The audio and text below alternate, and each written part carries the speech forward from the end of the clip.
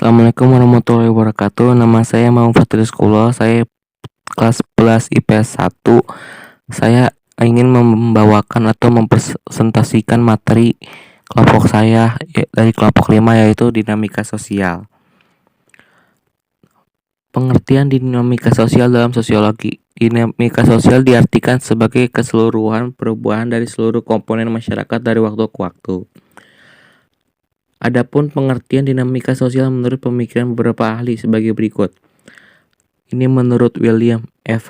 Ekbom. Ia berkata, dinamika sosial merupakan suatu ruang lingkup perubahan sosial yang lebih luas, serta di dalamnya meliputi aspek-aspek yang spesifik seperti aspek kebudayaan, baik yang bersifat material maupun yang imaterial.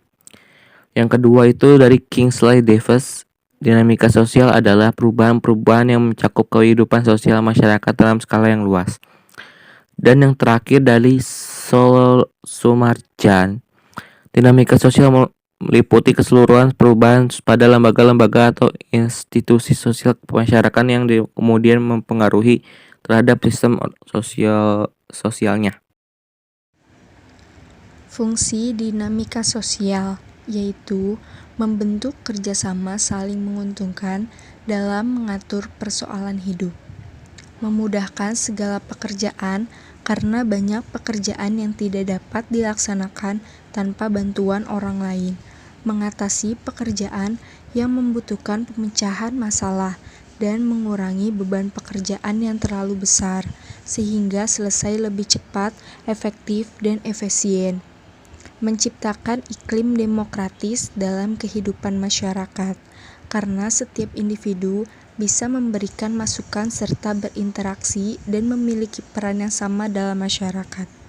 Dinamika sosial merupakan cabang ilmu dari sosiologi yang mana secara khusus mempelajari perkembangan serta perubahan dalam kehidupan masyarakat. Aspek-aspek yang dipelajari dari dinamika sosial antara lain seperti aspek mendasar yaitu keluarga, selain itu juga aspek lain meliputi negara dan organisasi sosial.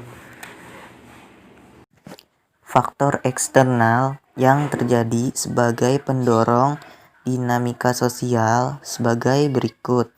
1. Perubahan situasi sosial. Misalnya saja, jika di dalam masyarakat yang masuk ke dalam golongan klasifikasi kelompok paguyuban yang mana setelah terjadi proses industrialisasi, maka tentu saja pola hubungan serta nilai-nilai yang dianut faktor pendorong mobilitas sosial di dalam masyarakat desa dapat bergeser berubah menjadi penganut dari nilai serta pola hubungan dari kelompok pantembayan. Salah satunya nilai gotong royong yang dapat berubah menjadi nilai-nilai individualis. 2. Perubahan situasi ekonomi. Misalnya saja, di dalam masyarakat perkotaan dengan tingkat perkembangan ekonomi yang lebih tinggi dibandingkan dengan masyarakat yang tinggal di pedesaan. Hal ini nantinya akan menyebabkan hubungan sosial di dalam kelompok kekerabatan mengalami pergeseran yang mana berubah menjadi hubungan sosial yang berdasarkan kepentingan sehingga membuat kelompok kekerabatan tersebut akan termasuk ke dalam klasifikasi kelompok sekunder. 3. Perubahan situasi politik. Pergantian dalam elit kekuasaan yang terjadi dalam perubahan adanya kebijaksanaan. Ini biasanya dilakukan dalam kekuasaan elit yang menimbulkan kelompok-kelompok sosial yang terjadi di masyarakat. Faktor pendorong dari dalam kelompok. Faktor ini merupakan kondisi dalam kelompok yang menyebabkan perkembangan suatu kelompok sosial. Di antaranya, 1. Adanya konflik antara anggota kelompok. Konflik yang terjadi dalam kelompok dapat menyebabkan keretakan dan berubahnya pola hubungan sosial. Misalnya seseorang yang merasa termasuk dalam in-group suatu kelompok sosial. Karena terdapat konflik, maka menjadi out-group dari kelompok tersebut. 2. Adanya perbedaan kepentingan. Ketika dalam suatu kelompok sosial terdapat perbedaan kepentingan, maka langsungan kelompok sosial tersebut dapat terpecah. 3. Adanya perbedaan paham. Perbedaan paham di antara anggota kelompok sosial dapat memengaruhi kelompok sosial secara keseluruhan. Hal ini dapat berpengaruh terhadap keberadaan suatu kelompok sosial. Dalam hubungan antar kelompok terdapat 4 dimensi. 1. Dimensi sejarah diarahkan pada masalah tumbuh dan berkembang hubungan antar kelompok. Hal tersebut terkait dengan timbulnya stratifikasi etnik, stratifikasi jenis kelamin, dan stratifikasi usia. 2. Dimensi sikap timbulnya prasangka, prajudis atau stereotip. 3. Dimensi institusi dapat berupa institusi politik dan ekonomi. 4. Dimensi gerakan sosial, baik diprakarsai oleh pihak yang menginginkan perubahan maupun oleh mereka yang ingin mempertahankan keadaan yang sudah ada.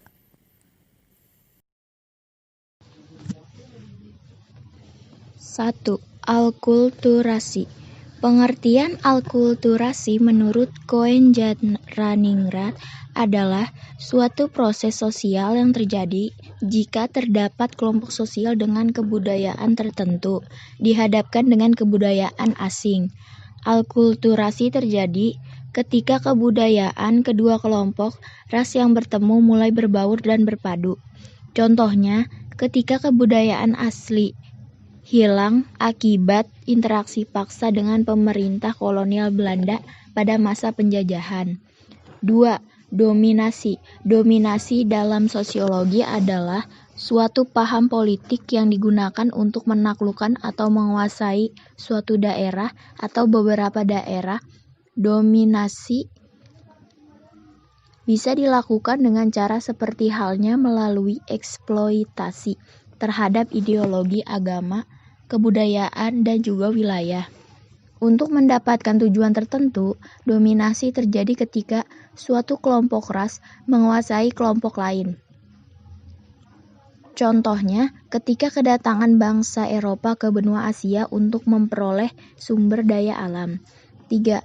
Paternalisme. Paternalisme adalah bentuk dominasi kelompok ras pendatang atas kelompok ras pribumi. 4. Integrasi. Integrasi sosial secara sosiologis adalah proses penyesuaian di antara unsur-unsur sosial yang paling berbeda seperti norma, nilai, pranata, sistem religi, peranan sosial, lembaga sosial, dan lain sebagainya, yang menghasilkan pola kehidupan yang sesuai dan serasi yang fungsinya bagi masyarakat. Integrasi juga dapat disebut sebagai suatu pola hubungan yang mengakui adanya perbedaan ras dalam masyarakat, tetapi tidak memberikan perhatian khusus pada perbedaan ras tersebut. Pluralisme.